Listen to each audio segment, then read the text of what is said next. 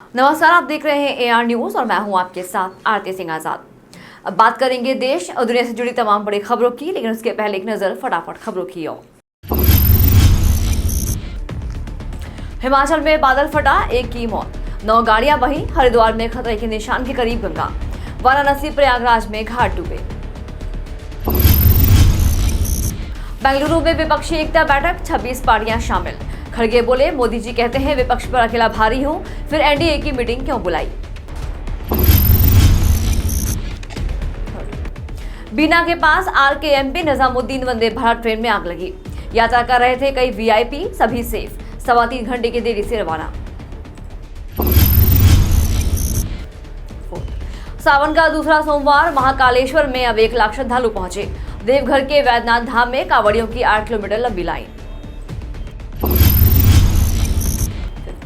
राम मंदिर में 5 साल के श्री राम की मूर्ति लगेगी। 15 से 24 जनवरी के बीच प्राण प्रतिष्ठा।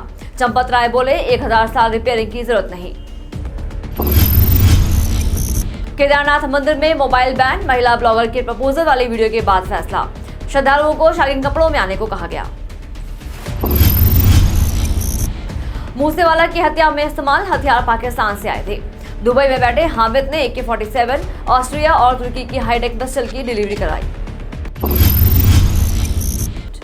बिल्किस बानो गैंगरेप के सुप्रीम कोर्ट में आज सुनवाई। 11 दोषियों की रिहाई के खिलाफ केंद्र गुजरात सरकार को नोटिस। देश की 4 प्रसिद्ध नदियों में क्रूज चलाने की तैयारी। MP, राजस्थान सहित 10 राज्यों को किया जाएगा कवर। उद्योगपतियों से सरकार बातचीत कर रही। हरियाणा में बांध तोड़ने पर फायरिंग, फतेहाबाद के ग्रामीणों में टकराव। पंचकूला मोरनी रोड धंसी, सिरसा में 48 घंटे में 6 बांध टूटे। पाकिस्तान के लोग खरीद रहे दुनिया का सबसे महंगा आटा। कराची में 1 किलो आटे की कीमत 160 रुपए। चीनी के दाम भी बढ़े। ईरान में 10 महीने बाद फिर लौटी मॉरलिटी पुलिस। हिजाब नहीं पहनने पर महिलाओं पर ले रही एक्शन। लात मार कर गाड़ी में बिठाया। रूमर्ड बॉयफ्रेंड शिखर पहाड़िया के साथ दिखी जानवी कपूर। अर्जुन कपूर के घर के बाहर हुई स्पॉट। व्हाइट लुक में की ट्विनिंग। सना खान ने शेयर की बेटी की पहली झलक। पालने में खेलते नजर आए तारिक जमील। 5 जुलाई को हुआ था बेबी बॉय का जन्म। विमेंस एशेज रोमांचक मुकाबले में 3 रन से जीता ऑस्ट्रेलिया। 6 बॉल पर 15 रन नहीं बना सकी नटली सीवरब्रंट। वनडे सीरीज 1-1 से बराबर। फटाफट खबरों में फिलहाल इतना ही और अब खबरें विस्तार से। आज दिनांक 17 जुलाई 2023 को पुलिस कार्यालय जौनपुर में पुलिस अधीक्षक जौनपुर अजय पाल शर्मा द्वारा जनसुनवाई की गई। इस दौरान पुलिस कार्यालय में आने वाले फरियादियों की शिकायतों को सुना गया तथा उनके समयबद्ध व गुणवत्तापूर्ण निस्तारण हेतु संबंधित को आवश्यक आदेश निर्देश दिए गए। जौनपुर से प्रभाकर शर्मा की रिपोर्ट। अखिल भारतीय ब्राह्मण रोहतास जिला इकाई द्वारा प्रबुद्ध लोगों की बैठक जिलाध्यक्ष डॉक्टर दिनेश शर्मा जी के आवास धनवंतरी चिकित्सा केंद्र राज कॉलोनी सासाराम में संपन्न हुई। आगामी बैठक रविवार को होना तय हुआ है। बैठक में अनेकों विषय पर चर्चा होने के बाद अगस्त में एक विशाल प्रतिनिधि सम्मेलन जिला के सभी पंचायत प्रखंड के साथ होगा। अगली बैठक में तय होगा कि अगस्त में किस तारीख को कार्यक्रम आयोजित किया जाए। बेंगलुरु में विपक्षी दलों की अहम बैठक से पहले वरिष्ठ कांग्रेस नेता पी चिदंबरम का बयान सामने आया है।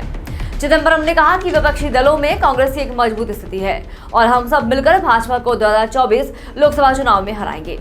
एक साक्षात्कार में पूर्व केंद्रीय मंत्री ने यह भी कहा कि जिस तरह से आपने विपक्षी दलों की पटना बैठक में दिल्ली अध्यादेश का मुद्दा उठाया और रखा और वह दुर्भाग्यपूर्ण था।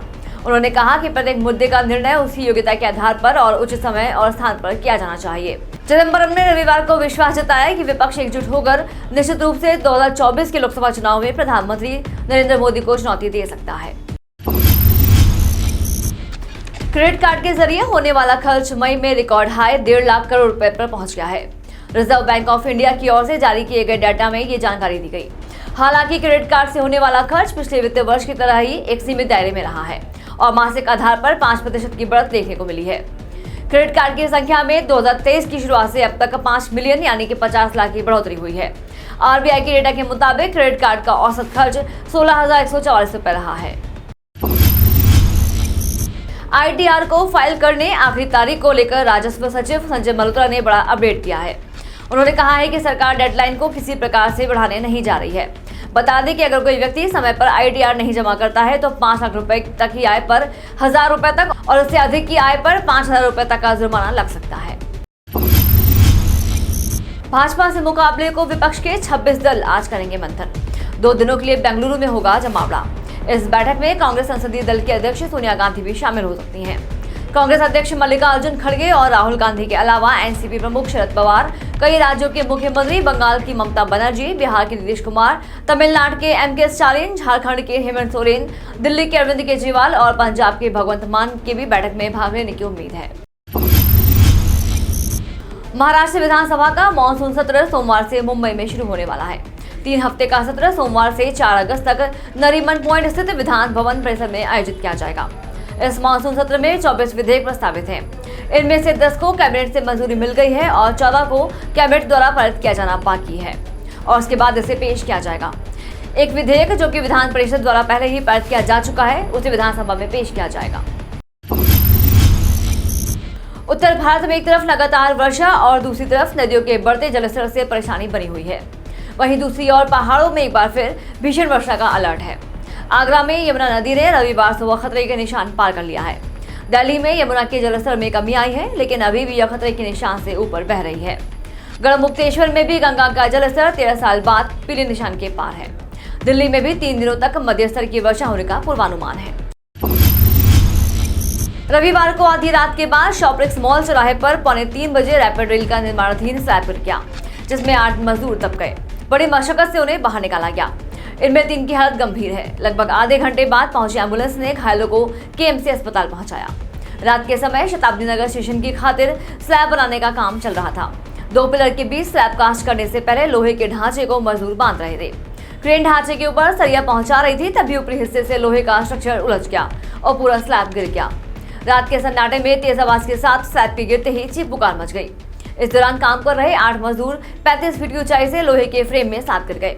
दुर्घटना में 8 को गंभीर चोट लगी है। देश और दुनिया से जुड़ी खबरों का सिलसिला यहीं करते हैं खत्म। कल फिर हाजिर होंगे कुछ और बड़ी खबरों के साथ। तब तक के लिए बने रहे हमारे साथ और देखते रहें AR न्यूज। नमस्कार। खबरों से लगातार जुड़े रहने के लिए हमारे चैनल को लाइक, सब्सक्राइब और शेयर करना ना भूलें। धन्यवाद।